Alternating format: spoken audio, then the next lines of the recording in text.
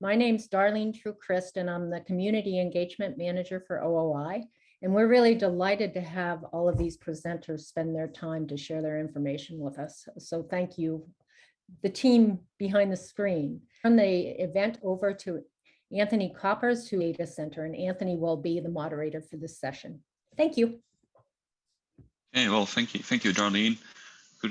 Good day, everybody. So my name is Anthony Koppers. Yes, I'm one of the 5 PIs of OOI, and my focus is on the OOI data center.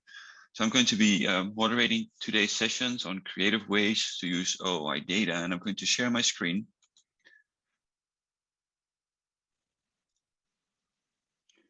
And so here's the program for today, for this hour. So I will start off with introducing the new OOI data center here at Oregon State University.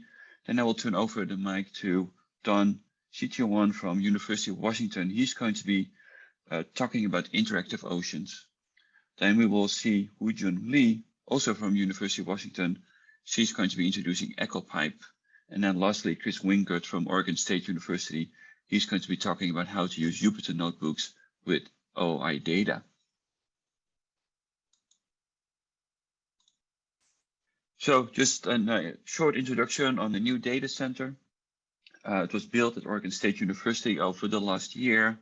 I'm the PI of the project. Greg Riesien is the project manager, and we have an IT architect, Jim Housel, and Casey Dinsmore. He's a DevOps developer. So when we built this new system, this new data center, our goals were to create a low-risk transition from the past system at Rutgers University and to move it over to OSU in the year 2020-21 within a year, without any downtime to the users, but with significantly increased capabilities and cybersecurity measures in place, while setting the stage for significant ways to extend this data center into the future of OOI, so for the next 2 years and beyond. So you don't have to remember all this, but this is a nice flowchart that shows you all the new hardware that we put into place here at Oregon State University. It's all modern stage Dell EMC hardware. We got new firewalls, Palo Alto technology that help us to really provide top-notch cybersecurity and data protection. We also have an improved connectivity with the internet. So we have dual routing, 100 gigabit networks, connections to internet too. That really makes data accessibility to OOI much improved. On this slide, basically, it's a boring table with all the new hardware. And besides, we didn't make an exact copy of what they had at Rutgers. As I said, we completely improved the system and we expanded our data storage capabilities. We have now 3.3 petabytes of primary storage here at OSU. We're using really state-of-the-art data protection. It's called the Razor protection scheme. So multiple hard disks or server nodes could go offline without losing any of the data.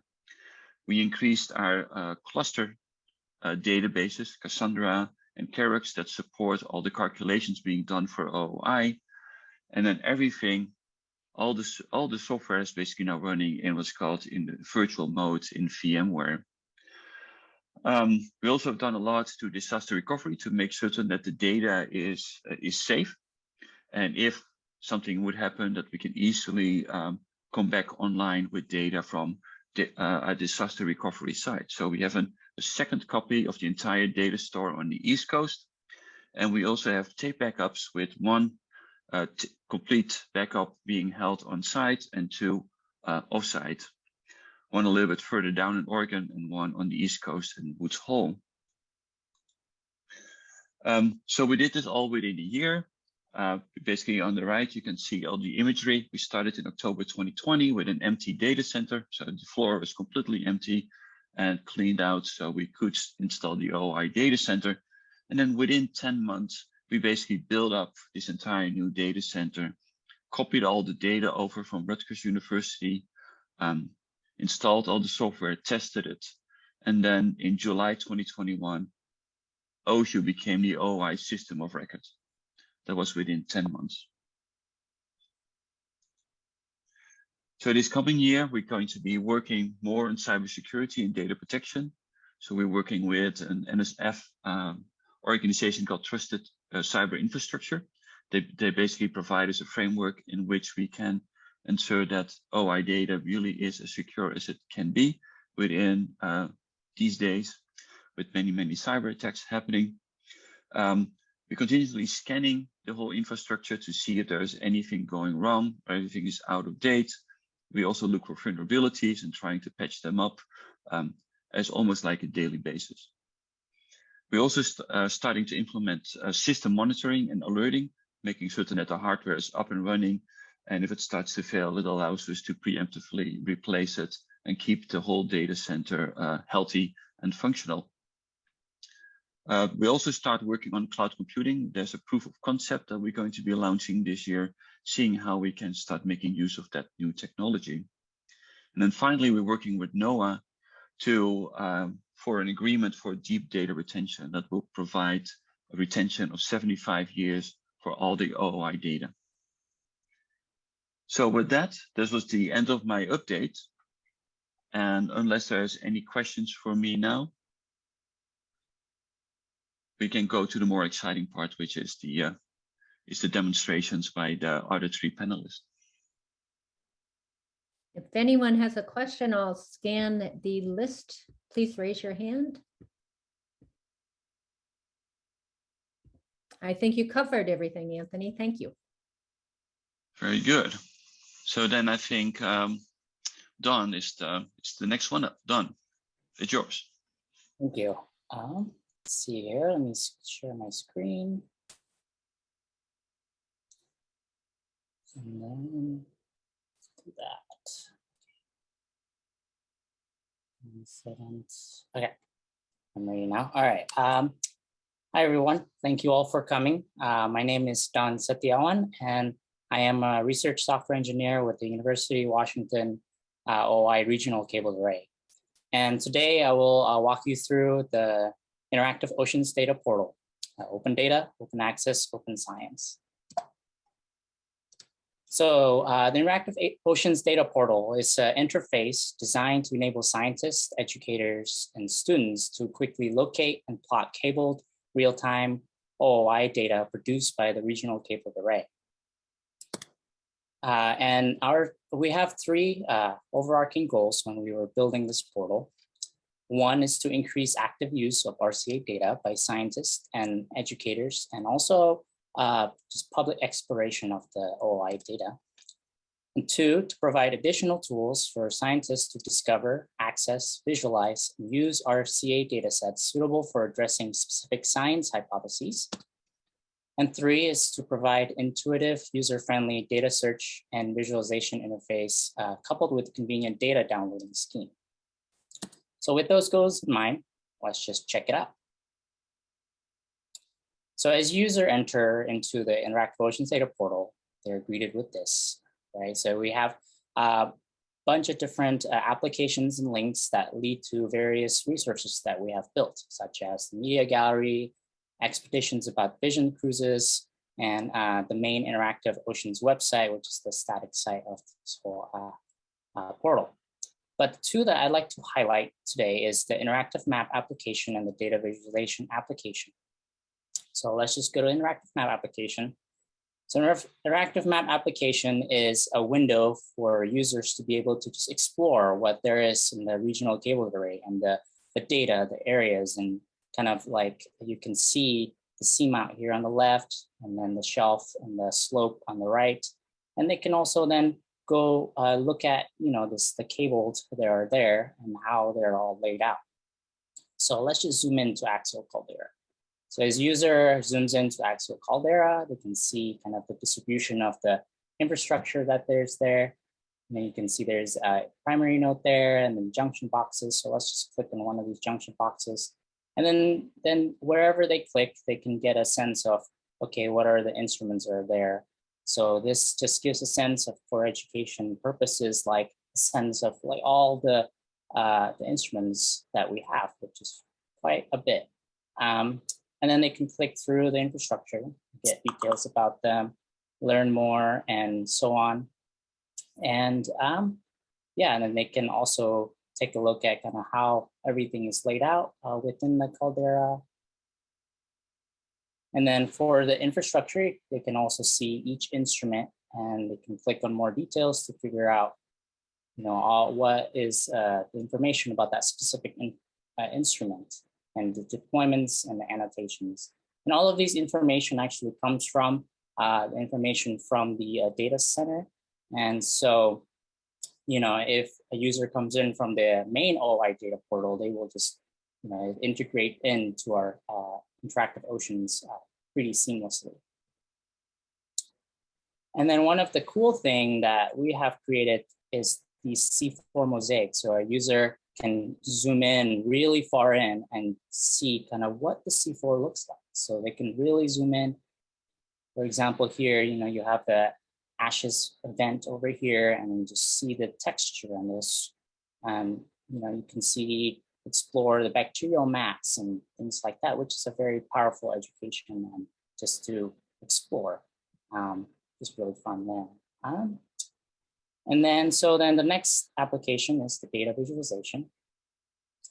And for the sake of time, I'm not going to actually create a plot right now, but I will show you guys beautiful plots later. But here's kind of what the interface looks like for the visualization. You can filter down a list of instruments that we have here, and then add them to whatever you want to plot. And then there's this instrument bar here where it just gives you more detail about it. Then once you select the instrument, you can then select the parameters that you want to plot, right? So then there's all the parameters here. And let me go back to my slide. So, and then another thing that that we have capability for this data visualization is downloading. So a user can download, in the top right corner, there's a download button for the undecimated data. So what does that mean is that they will get the raw data that we have basically grabbed from the OOI data center. And then they can do anything with that after they download it as either CSV or NetCDF. But the way that we do plots within the interface is using a technique called data shading. So basically, it's just the image representation of the data itself for the very high resolution data that OOI has. All right, let's check out cool plots, right? Educational use examples. Here's just some plots that I've created. And one of the cool thing, I did a 2021 year in review bloom dynamics at axial base. So you can kind of see, how the chlorophyll changes over this year. And, there's some bloom here happening in September. And so then with that, then you can kind of explore like, okay, that's what's happening with other characteristic in ocean properties. So then I go check out dissolved oxygen. Oh, there's a high level of dissolved oxygen. And then you check out nitrate, and then you can see there's a little bit of maybe upwelling happening in September or so. And then for the PAR, okay, it's the chlorophyll affected by PAR. And, so these educational ways that you can really just get a sense, a full picture of what's happening in the location, which you can do within the data visualization.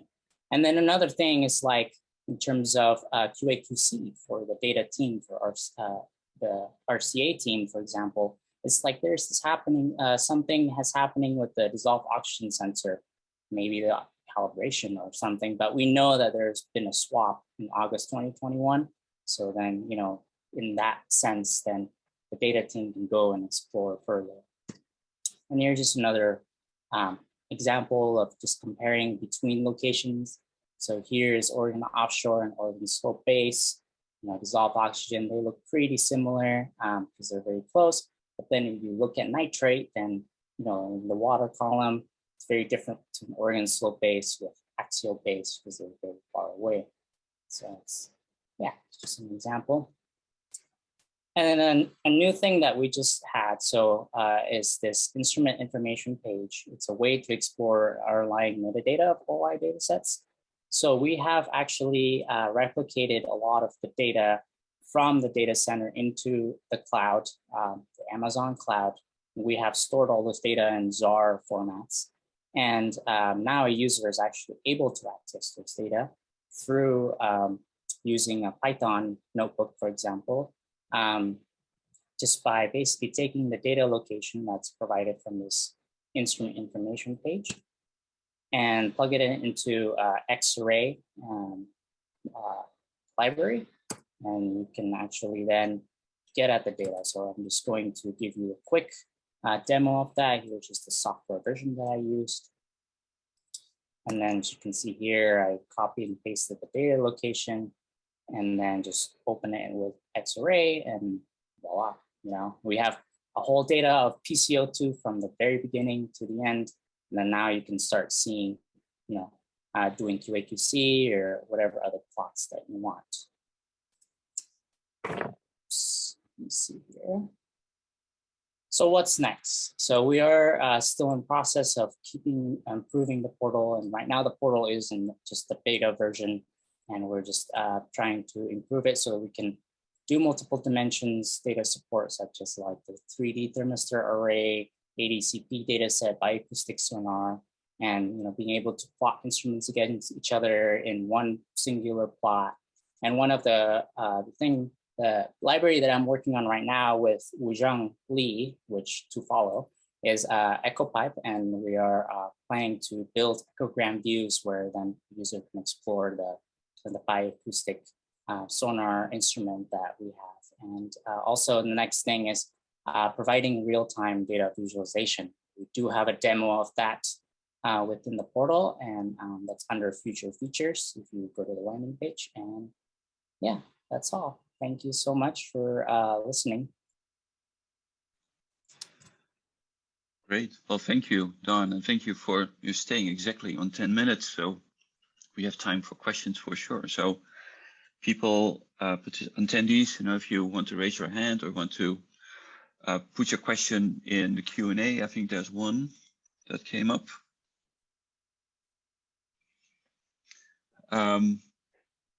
So where on your site are the educational resources found? I do not see them in the data gallery or resources. In terms of educational resources, I'm not sure what you mean by educational resources. If you go to the static, like the interactive portions, so can I still share screen? Let's see here.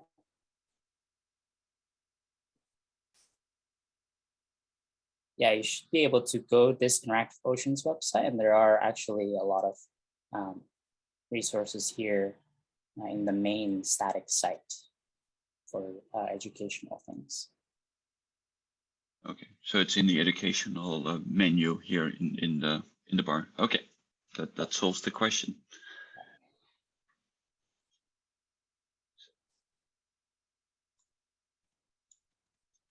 Are there any other questions? Done.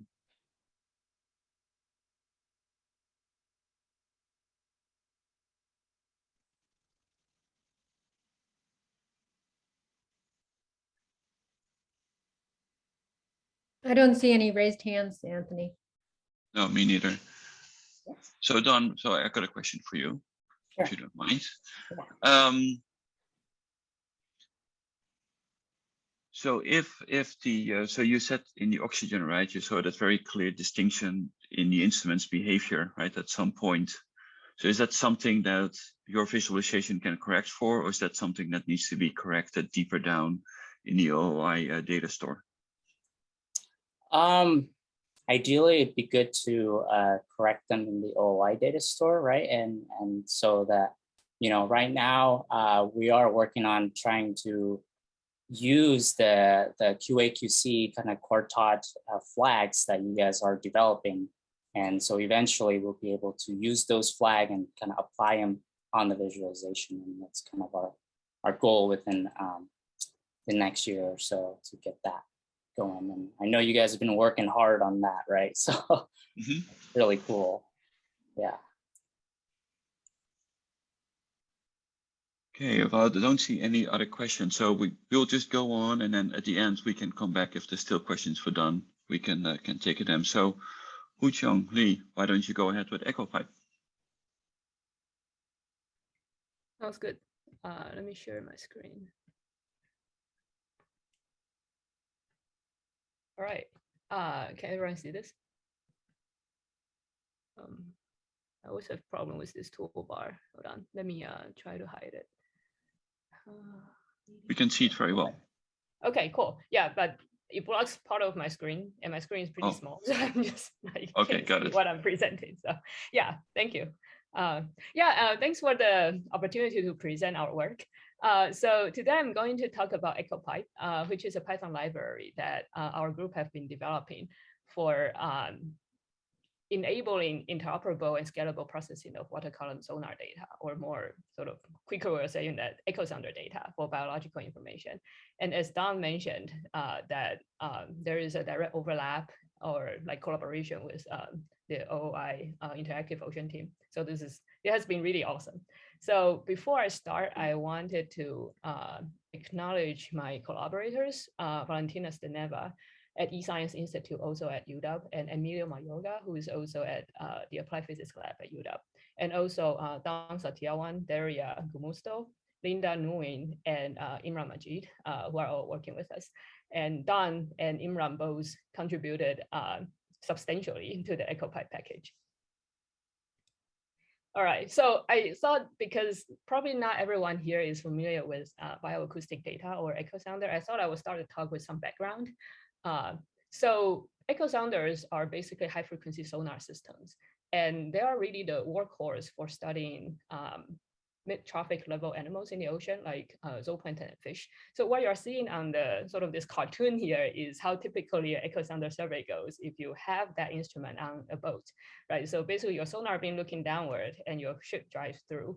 And then once you collect the data from the sonar, you align the echoes sort of horizontally across distance, and Echosounders are profilers, right? So basically you can see this image in 2D, and the high energy parts are red, the low energy parts are blue, right? So now you can see there is a seafloor on the bottom, and then there's this group of something, right? And a lot of times the group that you are seeing are animals. And if we want to go for biological information, what we wanted to do is to actually interpret what are in those blobs, right? And this is Echosounder. A lot of times people refer them to as active acoustics method, and they are really useful because this type of profiling capability allow you to collect synoptic information over multiple temporal and spatial scales. So this is really cool, and we are now actually in an era of the acoustic data deluge, because we have become very good at collecting Echosounder data, right? So we have Echosounders on ships, we have Echosounders on moorings. OOI has a whole bunch of Echosounders. The Ocean Network Canada also have a whole bunch of Echosounders. And then people are putting Echosounders on all kinds of autonomous surface and underwater vehicles. So all of these data streams have created unprecedented opportunities for us to study the marine ecosystems at very broad scales, right? But as we all know, opportunities comes with challenges, right? And I wanted to talk a little bit about the challenges before I go into the overlap with OOI and why the EchoPype talk is in OOI booth, right? So here I'm laying out a side-by-side comparison of the challenges. On the left-hand side, you see what it was before this sort of data explosion that has happened in many, many fields. On the right-hand side is where we are right now, and OOI data streams are definitely on the right-hand side, right? So before, we usually collect data based on sort of specific instruments in dedicated research cruises on a timescale of days to weeks, right? But right now, what we have is a continuous data flow that is just constantly flowing on the scale of months or years, right? And there are a much larger number of heterogeneous type of instruments that are all collecting data that we need to deal with. So in terms of challenges, to be more concrete, here are 4 things that we might want to think about, right? The first one is a significantly increased data volume. And I think Don also briefly mentioned this in his sort of like talking about the ZAR data set, right? The second one is the diversity of instrument sources. And I will touch on this in the sort of the part about OOI Echosounder. And then the third one, which I won't spend so much time talking about today, is typically when you interpret Echosounder data, you try to have some sort of biological ground truth to help you with understanding what the acoustic data contains. And for the data flows that we have right now, a lot of times we don't have that. So that brings us to the last question of, when we have all of this data and they are just autonomously being collected, what are we looking at? Where do we find where we should look and what we should be looking for, right? So today I'm going to talk about the first two ones, right? Because we are talking about this package that we are building, trying to create a cloud-based workflow for standardized with standardized data for the Echosounder analysis. And in a collaborative paper between me and Valentina Steneva, published last year, we are working on this data-driven analysis methodology that can help us determine where to look and what to look for in a larger time scale type of Echosounder time series. All right, so why does EchoPype, like where does EchoPype intersect with OOI Echosounder data? It's actually really interesting because Valentina and I started developing EchoPype precisely because we wanted to work with the OOI Echosounder data. And at that time, it wasn't very obvious. There are proprietary software where researchers can use to access the data, but we wanted to work in an open way. So we were looking for method or packages that can allow us to interact with the data conveniently. And there wasn't really very obvious choices at that time. So we started to develop this package, right? And what I think is really cool is that the OOI Echosounder data set actually embodies many key challenges that I mentioned previously, right? So I'm going to spend some time talking about the interoperability part, and then there's this data standardization and the scalability part that you will see that actually comes into play, right? So what I meant by interoperability is that we often want to compare things from different locations, like one of the things that Don showed, right? And in fact, that's actually not so straightforward if you wanted to do that, even within the OOI network, because OOI actually has two types of Echosounders. So if you go to the OOI webpage, you Google for like zooplankton bioacoustic sonar, you will see that there are this type of table listed. And the cabled Echosounders are the EK60 type from Koppers SIMRAD. The rest of the network actually serves data from the AZFP Echosounder that is produced by another company. So there is this extra complexity when you want to mesh those data together. And one thing I will make a note here is that when we started, the data, the raw data collected by the OOI are served on the raw data archive, but they were not available conveniently in the form that many other data sets already had. And that's what necessitates a package like this to help researchers to make it much easier, right? Because as scientists, I really wanted to be able to just analyze the data, right? So that's the first part between interoperability between different type of Echosounder models. And the other part is interoperability with other oceanographic data. Right, so if you go on to, again, the OOI website and trying to look for what are sitting at a particular site, here I'm showing you a sort of a snapshot of what it is for the cabled endurance array Oregon offshore site. Right, so what you're going to see is there is the bioacoustic sonar, but there are a really large list of instruments. And what we wanted to do as scientists to analyze the data is to combine all of this. But because the Echosounder data is currently the community is going through this sort of discussion on data standardization and convention practice and so on and so forth, and that both Don and I are actually involved with, it's actually not a very straightforward task. And embedded behind all of this is there are a large number of Echosounder data, and the data has been flowing in for 5 to 6 years. There are a lot of data, right? So there's the scalability problem.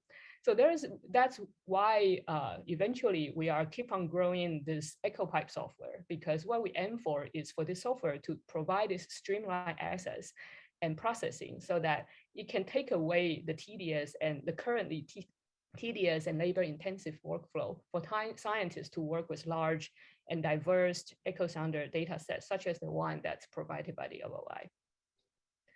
I won't go into the detail of this graph, but what I wanted to mention here is indeed that we are building the software, but we are leveraging on a lot of existing software that is being maintained and developed by the larger geoscience communities, like the PenGeo suite of software that I'm sure a lot of you are familiar with. So I won't do a live demo like what Don did because of the time issue, but I wanted to point all of you to this Jupyter book that we have that is hosted on GitHub, that's in association with the EchoPype repository. And one of the notebooks that you can see here is actually watching sonar eclipse using the more Echosounder. And this is exactly data, coming from the cabled endurance array Oregon offshore site. And what we think is cool in this is that in EchoPype, we can interface and we can access data directly from different type of web resources, as well as your local file system. So in this particular case, you will see how we can basically pass in a URL from the OOI raw data archive. And then you don't have to download a copy of data and then convert the data. You can basically point your source to wherever that is and then just work on that.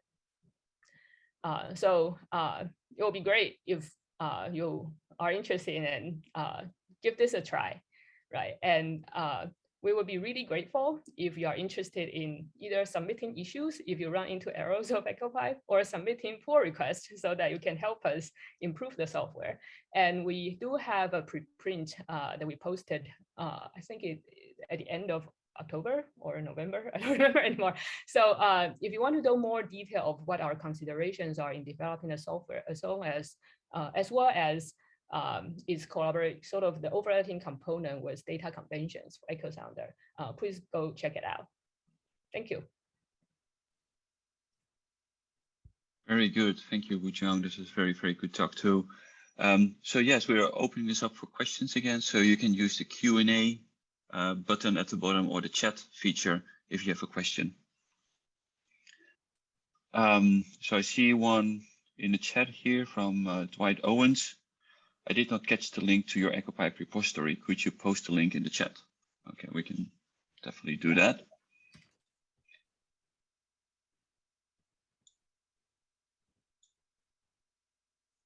Okay, there is the link from Wu-Jung to GitHub. And another one from Don. So George Fugaris has a question. He's raised his hand. Go ahead, George. Yes, hi, Anthony. Can you hear me? Yes, we can. Yeah, so I really appreciated this information, but at least for me, it was a little bit too general. Can you please elaborate a little bit about how this library deals with the calibration of the signal? Or, every Echosounder gives you an echo, which is a backscatter intensity. So, and we need to use some models, right, to get the biomass. So is it something this Python software deals with? So there is a selection of models you can apply. I'm not really clear. If you can elaborate, that would be great. Yeah, so that part is currently on the roadmap, but we're not there yet in terms of the software development. So, and it is true, right now, the part actually we are exactly working on right now is the interfacing capability with different type of calibration files. For example, people have used EchoView, which is a very popular software that you will generate a certain calibration file. And we are basically creating the mechanism to interface that in the EchoPype software.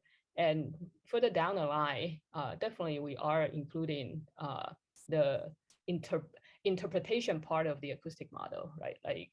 But currently the EchoPype software is focusing on processing the data component to get the data into a standardized form so that everyone can understand and use.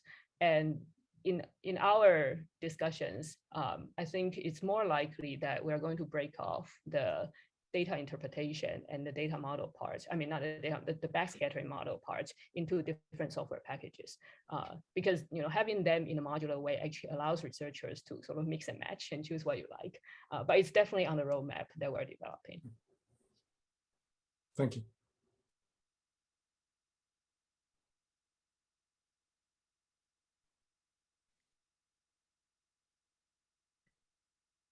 Yeah, so maybe an interesting scientific question on your last your example that you showed, right? On the eclipse. So what was really happening? Oh, You I didn't guess, tell us. You teased us with it, but it's interesting to know what was happening for the yeah, I guess people that are not familiar with this. yeah. Let me share it again. And I will be very cautious to not overinterpret, because as everyone knows, like the whole DO vertical migration is such an important topic. There are so many sort of forays into this. But I will briefly mention the obvious things that we can see, right? And I guess I realized that I did not explain this figure, right? So what you're seeing here, the vertical axis is depth. The Echosounder is mounted at a 200-meter platform pointing upward. So what you're seeing on the top here is actually the water surface echo, right? This bright red line. The horizontal axis is time, and here is plotted in UTC time. So what you're seeing in this sort of bright cloud type of stuff are actually scattering from zooplankton, right? And we know this because this came from a 200 kilohertz Echosounder. And usually at that frequency, you see zooplankton more, right? On the top panel, what you're seeing is also from the OOI array, but from a surface buoy. It's the shortwave radiation from the sun, right? So what you're seeing here is during this time span, this is obviously in the morning, right? And this dip that you see here is basically the time of the eclipse, because the sun was covered by the moon, right? So you just see this masking, and then it comes back up in a very short time span. So the DO vertical migration that a lot of marine animals engage in typically happens, well, there are many different variations, but the most typical one is that when the sun rises up, a lot of animals will sink down to the ocean, they will dive down, right? And then when the sun is about to set, a lot of the animals will come back up in order to forage near the surface. But what happens here, it appears to be that this zooplankton are diving down.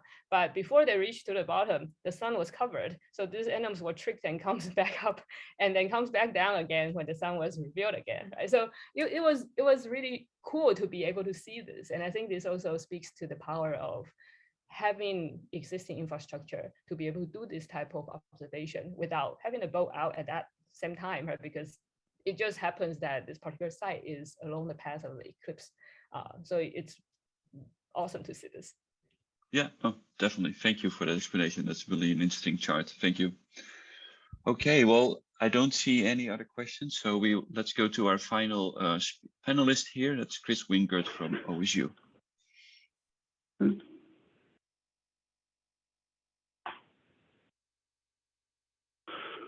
Okay, I'm assuming folks can see this and hear me? Yes. All right. So I'm going to kind of step back a little bit and briefly describe kind of what Jupyter Notebooks are. And per the Project Jupyter website, the Jupyter Notebook is a web application for creating and sharing documents that contain code, visualizations, and text. It can be used for data science, for statistical modeling, for machine learning, and much more. I provided the link to the Project Jupyter website, as well as some text that's been copied out of their documentation, as a way of kind of highlighting their website to draw attention to it. For both new and experienced users of Jupyter Notebooks, this site provides a really extensive extensive suite of documentation and examples to kind of help you as you use these notebooks. So I do encourage folks to bookmark this website and take advantage of it. Again, the Jupyter Notebook is a web application for creating and sharing documents that contain the code, the visualizations, and the text. And this in many ways really kind of speaks to the strengths and weaknesses of using these notebooks, their pros and cons. They're good tools for prototyping code, for trying different ideas. You can break the code apart, you can build sequential processing steps, but really, they really are an excellent tool for showcasing your work and the steps involved and the results.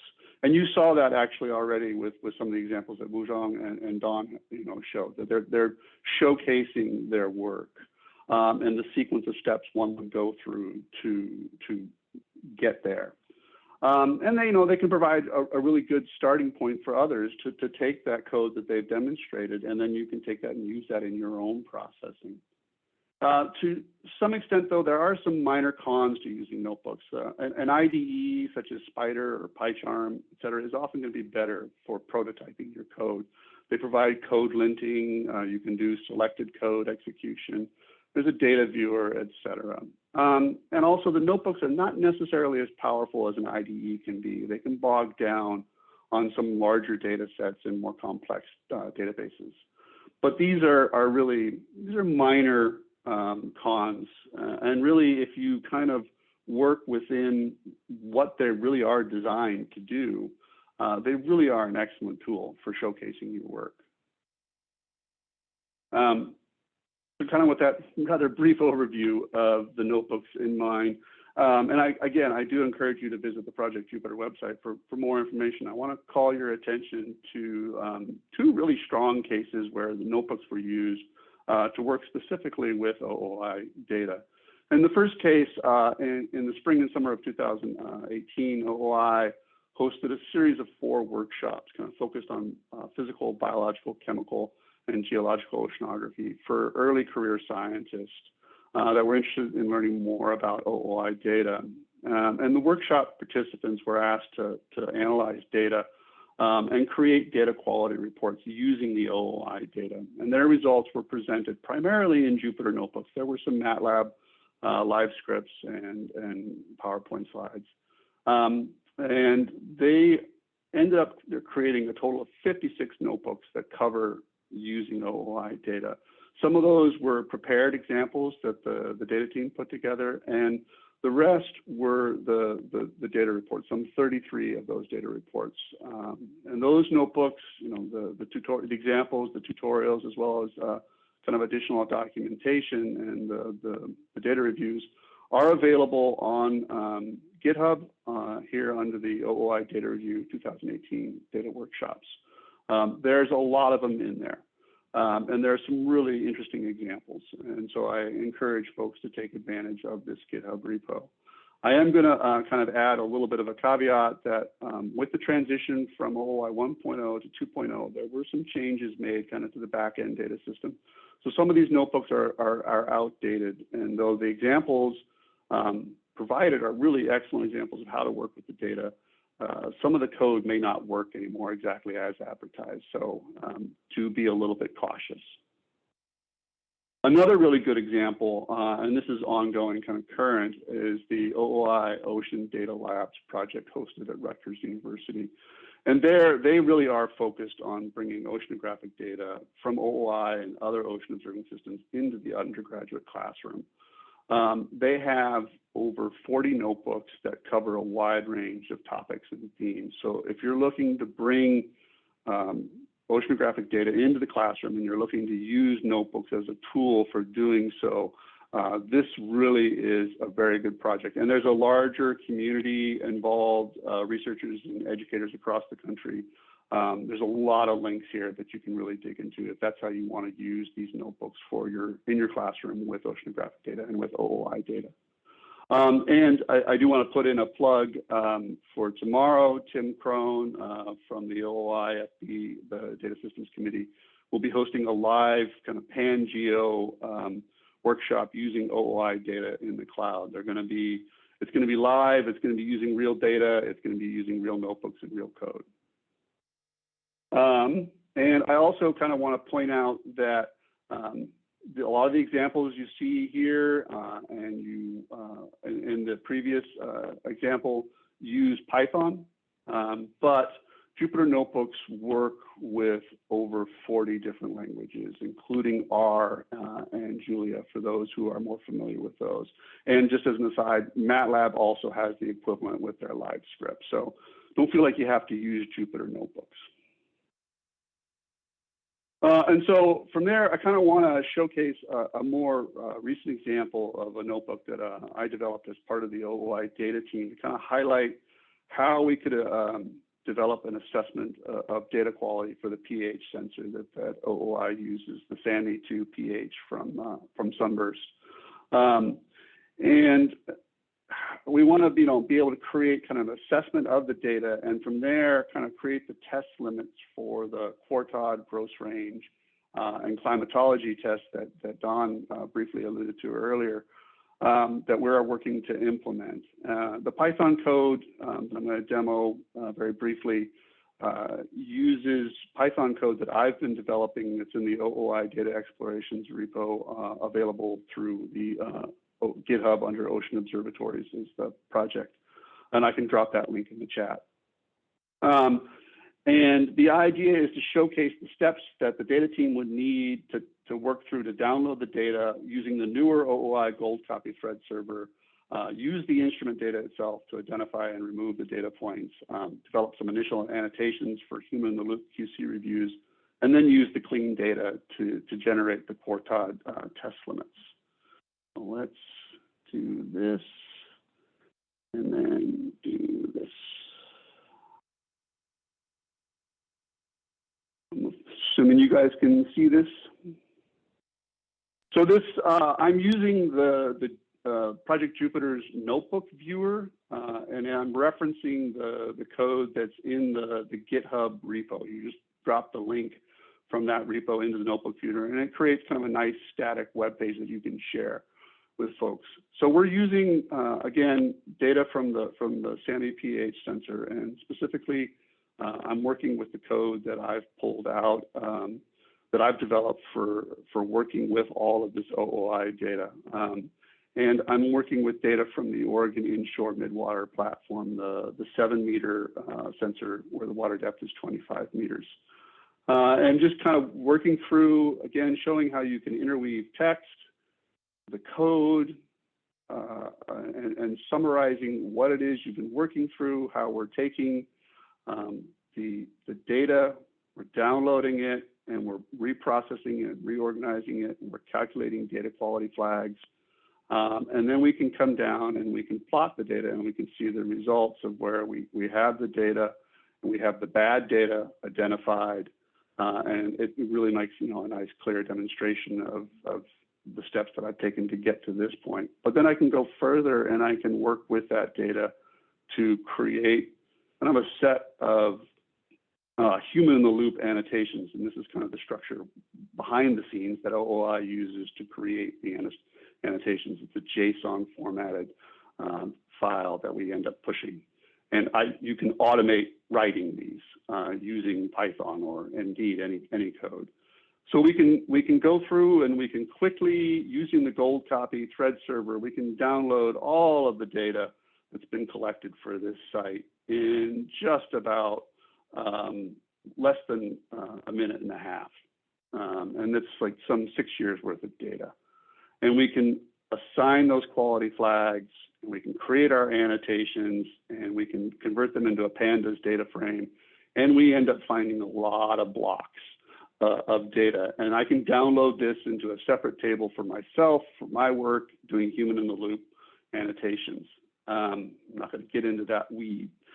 We can also request annotations out of the system and add those and create a kind of a larger list of all the annotations, both the initial ones that I've created from the human-in-the-loop and the ones that exist in the system, and do cross comparisons. And from that, we can go through and we can take that entire 6+ year record, eliminate the bad data from further consideration.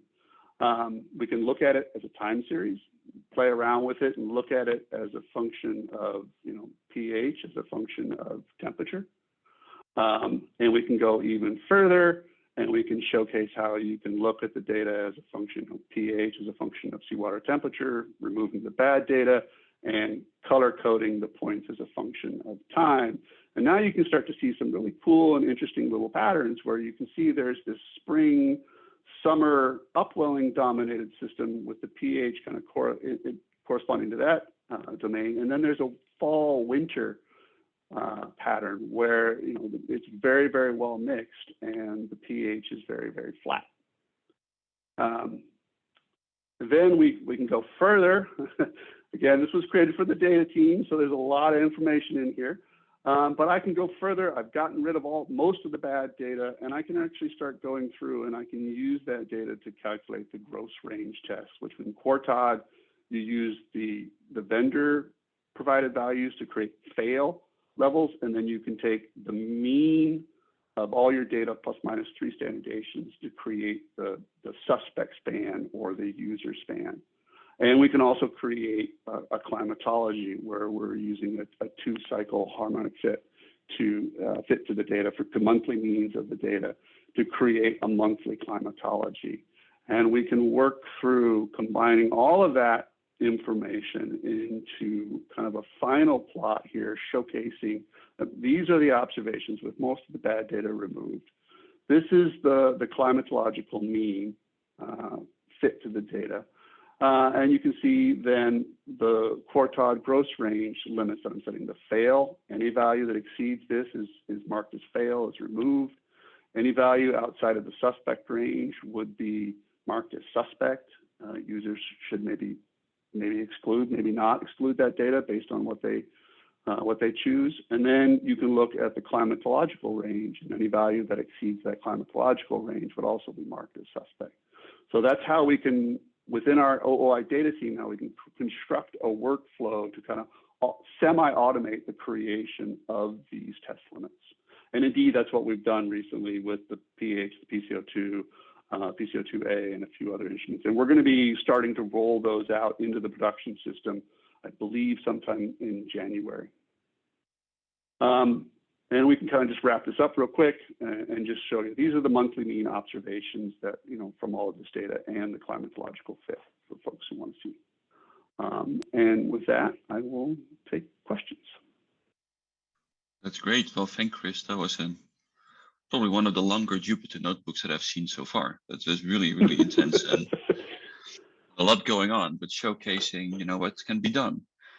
So I'm opening up for questions for Chris. Either use the chat or the Q&A feature, or raise your hand.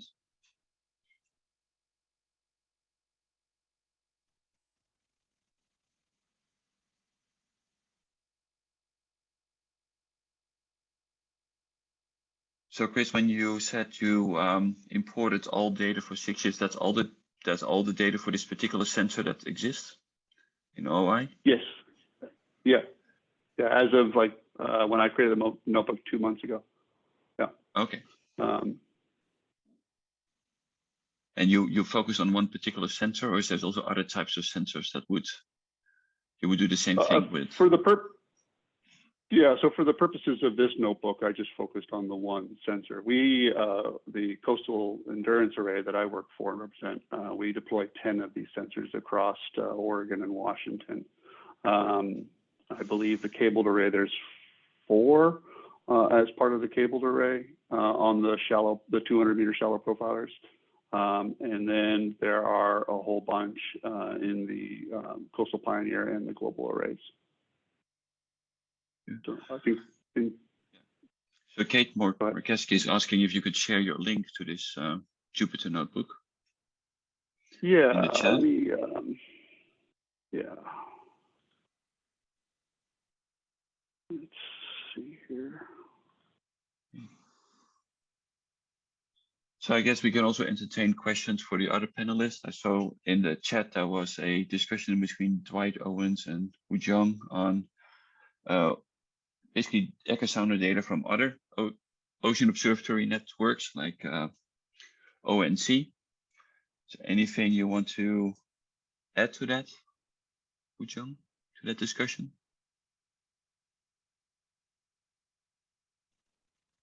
Maybe not specific to ONC, but I think in general, the diversity of instrument is kind of a big problem, because that particular one, ONC does have very similar type of Echosounder, but the data format was a previous version. So it just gets sort of on and on and on, and everything, like the most frequent issues that we have from the EchoPype repo is the data does error out when I try to parse, right? So it's an interesting situation. So basically you're saying that, of course, there's differences between instrument makers, but then there's also differences between the networks that are operating the sensors, and they might, not have standardized data yet, right? Okay. Yeah, I think it really speaks to the importance of having parsed, easily accessible, and standardized data set, which is what we're aiming to do here. And that's why part of our collaboration is also with this other organization, is the IC's what's it called? It's WGFest, like working group in fisheries acoustic science and technology, right? So it's a sort of like international organization who's trying to also sort of publish data standard for Echosounder data. Okay, very good. So Diana Cardoso also had a question. Is there any calibration of pH sensors done with water sampling? Maybe Chris, you can expand a bit on that. Yeah, we, during the cruises, we collect water samples with the ship CTD right alongside of the moorings. And that's the standard practice across the different arrays. And also for the uncabled infrastructure, we often have overlapping deployments where the new mooring goes in the water alongside of the older mooring. So you do get that time period of overlap. And I'm looking for the link where the discrete sample data is described. It is being added to Data Explorer now, so you'll actually be able to go.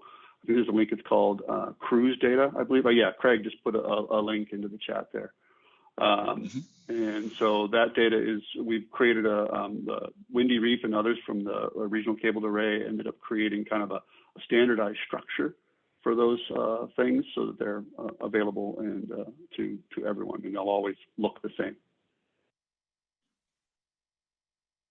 Excellent. So we got 3 minutes to spare before we are on the top of the hour. Is there any final questions for our panelists?